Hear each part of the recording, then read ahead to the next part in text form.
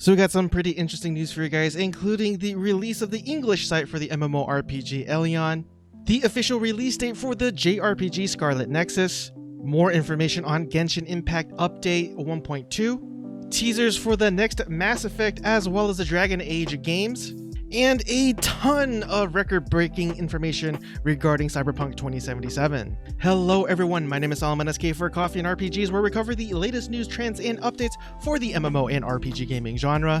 We have so much information to cover just because of the Game Awards itself that happened yesterday as of recording of this video, so if you guys got your cup ready with your coffee or beverage of choice, let's go over these news articles together. Cheers to you guys. Consider hitting the subscribe button down below, as well as the bell notification right next to it. Thank you. Alright everyone, so obviously the big news for this week, if not for the entire year, is finally the release of Cyberpunk 2077. So I'm gonna go ahead and get those stories out of the way here first. It just set a bunch of records right now, and the first article here comes from PCGamer.com, and it says that Cyberpunk 2077 has over 1 million concurrent players on Steam. And it goes on to say that Fallout 4 previously held the Steam record for most players in a single player game, with 472,962 players playing the Bethesda open world game at launch in 2015. But again, as the title says, it peaked over 1,003,264 players at one point, but this is just Steam numbers, right? So we have other players playing on the PlayStation console, the Xbox console, Stadia, and all those other ones out there. So the numbers is likely going to be very, very higher than it's actually listed here. And in their next article, and this is kind of expected, it's pretty much the standard these days with all the games, but it does say in their title that Cyberpunk 2077 hotfix attempts to address seizure trigger and fixes several quest bugs. So in hotfix 1.04 patch that went live on PC and PlayStation today, with the Xbox update coming soon, makes a number of fixes and changes to quests, graphics, performance, foremost among them a change to the flashing settings, or effects rather, in the game's brain dances. I think I've also read somewhere that the patch that is listed here is in the double digits of gigabytes, and so I'm not exactly sure if that's true, but if it is, that is one huge patch. And sticking with PCGamer.com, after 8 years of development, Cyberpunk 2077 made a profit in one day. And it says right here that CD Projekt Red said today that pre-orders alone were enough to earn back its development and marketing costs, and so good on them. And this next article kind of ties in with that, and this is the last Cyberpunk article of the day, I promise. And it says here that Cyberpunk 2077 is the biggest PC launch in history. And the previous record for that was actually for Shadowlands, and they had that title for a few weeks with 3.7 million copies sold. But as it says here, the game on pre-orders alone was set to an astonishing 8 million copies, and so that number probably is even bigger now that the game is finally out. And so cheers to CD Projekt Red on their success. I definitely like them as a company, and I really hope that they continue to make wonderful games, so cheers to you guys. And in their next article, it says that Mass Effect director talks up original trilogy devs returning for the new game. So they obviously had a teaser playing during the Game Awards, and I have it playing right now. And what's really interesting is that it's actually confirmed that the person that you see at the end is Liara, as she brushes off a piece of N7 gear from the snow. But the article does go on to say that Mass Effect project director Michael Gamble fired off a few tweets just trying to give back the vote of confidence back into the fan base, because again, you know, BioWare hasn't been looking so hot lately. Matter of fact, a long-time employee and just a massive contributor, wow, okay. A person almost synonymous with BioWare, Casey Hudson, actually left a week or two ago, and that just didn't really mesh well with the community. And this article does a wonderful job at linking at some of the tweets that he's actually made, and just, yeah, if just all in all, he's just really trying to give the fans the vote of confidence and just really make us feel as if that the next Mass Effect game is going to be something similar or even better from the previous trilogy, in my opinion, other than Andromeda, but we won't talk about that. And in their next article, it says that World of Warcraft's pacifist panda just hit level 60 by picking millions of flowers. And I think that's literal millions of flowers. And it took him 17 days to do so. The person who did this goes by the name of Double Agent, and again, as the name implies, he hasn't killed anything on that character. What's even more impressive, as the article goes on, is that he's done it all without ever leaving the Wandering Isle, a start zone only meant for players below level 10. And in their next article, it says here that at long last, here is Elite Dangerous Odyssey's first person gameplay in action. And to me, this is actually huge news because Elite Dangerous is one of those beautiful games that I always wanted to play, but you can only stay in your ship. But it's a very fun game, especially if you have a VR system. It's a massive sandbox game where the galaxy is literally your setting and you could go anywhere you want. And as far as I can tell, less than 1% of the galaxy has been explored by its players. Again, it's a beautiful looking game and it's very gorgeous. The combat with the ships is astounding. But the fact that you are able to now leave the ship and explore just gives it a little bit more of an oomph, in my opinion, that makes me want to play and just see what the world is like out there. So just wanted to let you know, if you're curious, if you're into massive MMOs, that's not necessarily an RPG. And next we head on over to TheVerge.com, and it says here that Vin Diesel is a dinosaur hunter in Ark 2. And it goes on to say that Ark Survival Evolved is returning for a sequel with Ark 2, starring the Fast and the Furious actor Vin Diesel. The news was announced today during the Game Awards with a trailer. Diesel will play a character named Santiago. And it does continue on to say that the developer also announced the animated series featuring the voices of Michelle Yeoh, Jeffrey Wright, Elliot Page, Russell Crowe, and Gerard Butler, and more. Now, to keep a long story short, and definitely correct me if I'm wrong, but from what I can remember, when Atlas came out, a lot of evidence seemed to suggest that the developers just reused the assets in Ark, but made it a pirate theme, and so a lot of people thought that was pretty lazy of them to do so. I don't know anything about Part 2. Maybe they're using a brand new engine with brand new assets and a completely different game. I don't know, but either way, they're definitely using some star power to get the message out there. And in their next article, and I do apologize, the title is cut off on the right there, but it says Dragon Age 4 teased yet again with a new trailer. It's been ages since I played Inquisition. I don't even remember what happened in the game because it's so long, but it does take place right after that. And it says here that the game will pick up where 2014's Dragon Age Inquisition left off, with the reveal that the player companion and generally rude person Solus was in fact an elven god of betrayal called Fenharel? Yeah, it's been that long. I don't even know how to say that. Also known as the Dread Wolf in disguise, and that he's actively working to destroy the world. The new title will presumably see players face off against the Dread Wolf as they work to preserve Thetis. And really quick, not necessarily MMO or RPG news, but certainly does belong in this episode, Final Fantasy VII's Sephiroth is coming to Super Smash Bros. And that he is included in the Ultimate Second Fighter Pass. So let's go ahead and switch gears and head on over to GamesRadar.com, and the first article here, which I'm very excited about, says that League of Legends RPG Ruin the King gets a full-fat gameplay trailer at the Game Awards. I've seen streamers play League of Legends and it's definitely not my cup of tea, but for them to kind of give an RPG spin into their games and their universe, I'm more than willing to dive in. We actually don't know too much about this game, but it does go on to say that it's been being pitched as a mix of solo and multiplayer battles built on a turn-based combat system featuring 6 League of Legends champions.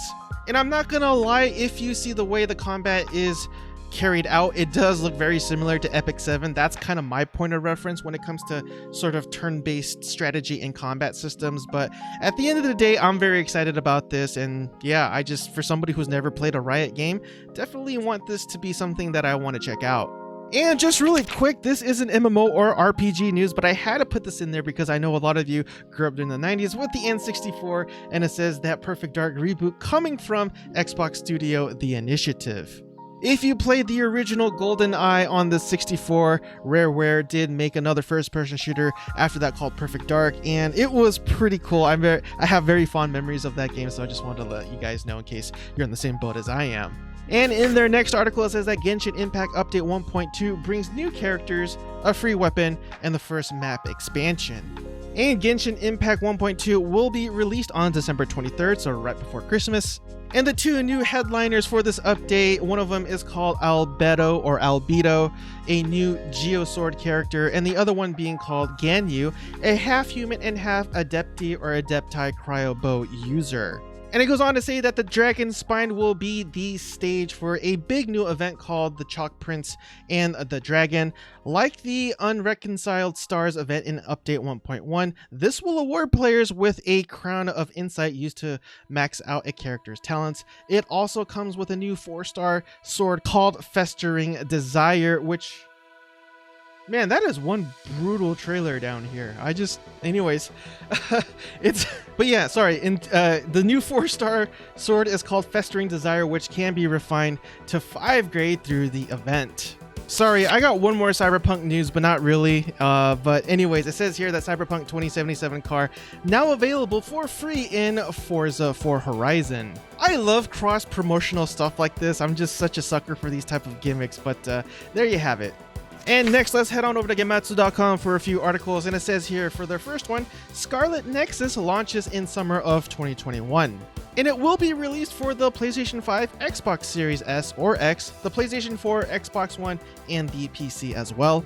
If you've never heard of this JRPG, they are coining the phrase brain punk for this one. It definitely has a lot of aesthetics and the look of a cyberpunk game, but you fight these weird, bizarre looking monsters that could only really be created in the weirdness of the human mind, and so therefore that's why I think they coined the phrase brain punk for this one. And in their next article, it says that the Elder Scrolls Online Gates of Oblivion has a teaser trailer as well. And yes, this teaser was showcased during the Game Awards just like all the other ones, and it does go on to say here that yes, this is the big year-long adventure for the Elder Scrolls Online. Bethesda Softworks will host a global event reveal on Twitch on January 21st, 2021 at 2 p.m. Pacific Time or 5 p.m. Eastern Time, featuring a first look at the game's upcoming chapter, downloadable content, and a new storyline that will take you and your companions to the very edge of Oblivion. I kind of see what they did there. That's okay, clever. All right. And in their next article, it says that Crimson Desert launches in winter of 2021. Gameplay reveal trailer also played during the Game Awards as well. And this RPG will be released for both the console and the PC. And if you don't know anything about this particular RPG, it is an MMO, although I'm not exactly sure how it will be an MMO because I doubt that Prolibus would want to be in direct competition with itself because they did create Black Desert Online. From what I can remember, they're going to focus more on the storytelling and the narrative of this particular game, even more so, because let's face it, Black Desert Online can be an awesome game, but people generally don't play it for the storyline. And in their next article, it says that NieR Reincarnation delayed to the first half of 2021 in Japan. Yes, this is a new NieR game, but it's only for the mobile platform, unfortunately. There is a Western release for the game also planned, but we'll probably just be getting it a lot later. And lastly, for today from Gematsu.com, NieR Replicant version, that number there, I'm not going to say the name. The Game Awards 2020 gameplay trailer was also played. Now, if you didn't know already, really quick, this actually isn't a remaster, much less a remake. Rather, it's just going to be sort of a slight upgrade from the original NieR game, but they're actually going to put the voices from the people over who did NieR Automata. So you got some things to look forward to. And it does go on to say that it is due out for the PlayStation 4, Xbox One on April 22nd of 2021 in Japan and Asia, followed by the PlayStation 4 and Xbox One in North America and Europe, and PC via Steam worldwide on April 23rd. And in their next article, it says that Lord of the Rings Online now lets you change your character's race. So yeah, you could go through extreme plastic surgery and you could change your character's race, gender, and origin. The long-awaited feature won't be cheap, however. A character change token will cost 2,493 Lord of the Ring points, or just roughly about $25. There are unfortunate restrictions, of course, and it says here that players can't pick a race that's incompatible with their class, and it also does not include a name change. And in their next article, it says that Blade & Soul's final major update of the year includes new specialization and heroic dungeon. The last update for Blade & Soul this year arrives on December 16th, and it brings with it a third specialization for the Blade Dancer. The new Way of the Grim Blade allows you to summon a spectral Grim Reaver to join you in your slashes, which sounds absolutely terrifying and awesome. But to those of you who do not play the Blade Dancer, still have things to look forward to in the patch. It adds a new heroic difficulty, House of Idols dungeons for players level 60. And here's another game that I'm super interested in as well. We just covered a game from Riot called Ruin King that is trying to blend elements, of MOBA and MMOs together. And it looks like another company here is trying to do the same. And it goes on to say in their title, Project V is an upcoming multiplayer online co-op title that blends MOBA and MMO dungeon raid gameplay. So again, this is a game that seeks to combine the team play and skill of a MOBA with the adventure of an MMO dungeon raid, and they're using the phrase MOCA for this one, M-O-C-O, and that's a multiplayer online co-op. Project V, as it continues here, comes by the way of Vela Games, which includes a number of former League of Legends developers. Gameplay specifics are not exactly available yet, but the game's website notes that the upcoming title will live somewhere between PvP and PvE, while also ensuring that the game remains accessible but not dumbed down and provides a sense of professional progression. And that's part of the reason why that we love playing RPGs, especially MMOs, is because we love building up our character and leveling up. Some take longer than others, say for example Black Desert Online and World of Warcraft and Star Wars The Old Republic, all different, but they still have that progression and satisfaction that we all like from playing these type of games. And in their next article, it says here that Final Fantasy XIV patch 5.4 Futures Rewritten is live today. And when I mean live today, I mean 2 days ago as of recording of this video. I'm a bit late, so I do apologize for that. But it does go on to say that obviously the new patch includes new MSQ content, along with a new dungeon, the conclusion of the Elden Raid series, a new trial against Emerald Weapon, balance changes including an extensive monk rework, new gear, and new tombstones. And also just remember that they're also going to be including material here that leads up to the next Final Fantasy expansion, rumored to be announced in February, I believe. And lastly, we got one article here from MMORPG.com, and Elyon's English website goes live, shares new class and race info. And it goes on to say here that the main page actually provides plenty of information on the game, including war between two factions called the Vulpin Council and the Ontari Union. The former are a group of aristocrats, while the latter are a bunch of scrappy upstarts. I probably butchered those names for all I know, but you get the idea. This site also shows off 4 races, including a cat-like Elyon? No, wow, that took me to terror days. Ian or Ian, whatever, E-I-N. We also have elves, humans, and orcs. Classes also previewed briefly, including the elementalist, mystic, warlord, assassin, and gunslinger. And that concludes today's episode of MMO and RPG updates, news, and commentary.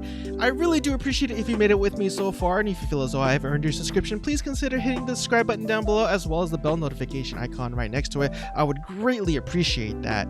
And as always, we had a bunch of news to go over, so again, I do appreciate it if you went over them with me. So with that being said, I will finally let you guys go. Hope you guys have a pleasant night, and I will see you guys next time. Cheers again, everyone.